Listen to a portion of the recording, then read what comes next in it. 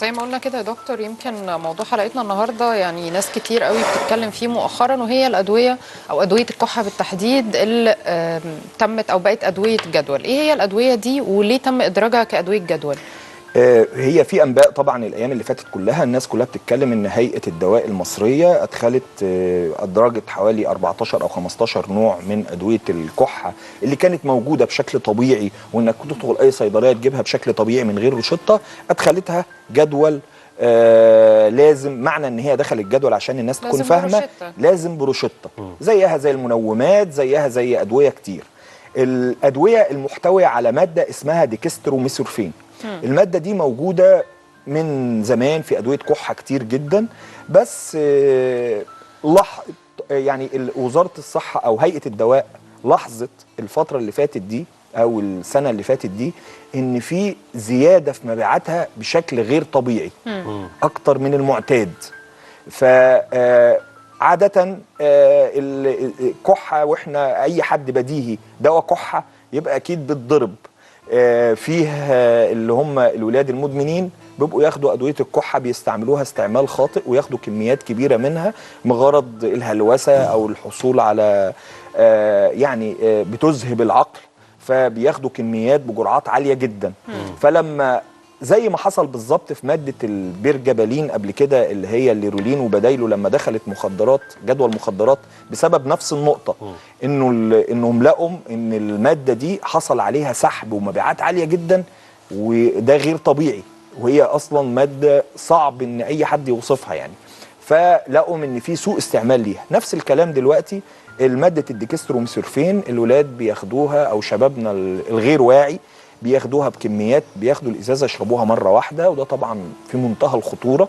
فعشان يحصل زي تقنين او زي ان هي تبقى تحت السيطره اكتر، دخلت جدول مفيش اي صيدلي ممكن يطلعها غير بروشته من طبيب. فعشان كده دخلت جدول. طب اسماء الادويه دي ايه؟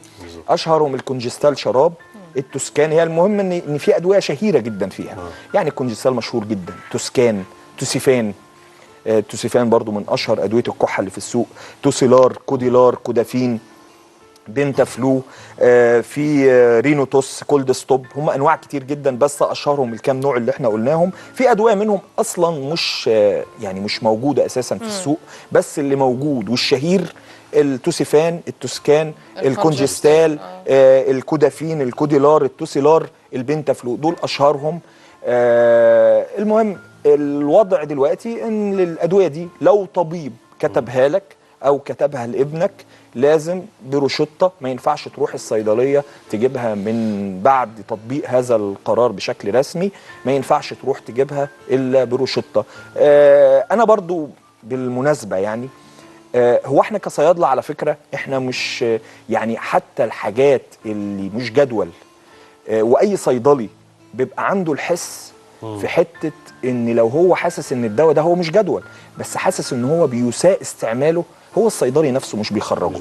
يعني مثلا في قطرات للعين الولاد بيستعملوها استعمالات خاطئه، في حاجات غريبه، في ادويه حساسيه، في حاجات كتيره بتتضرب، واحنا كصيادله بنبقى بالخبره بنعرفها، بس للاسف الشيطان بيخلي الولاد دولا كل شويه يخترعوا حاجة عشان يأذوا بيها نفسهم ويأذوا المجتمع بيها. بس تحية في الآخر لهيئة الدواء المصرية إن هي صاحية، حاسة إن الحاجات دي مبيعاتها زايدة قوي، لا طب نعمل بقى نوقفها ونعمل كنترول. فطبعا هو قرار يحترم.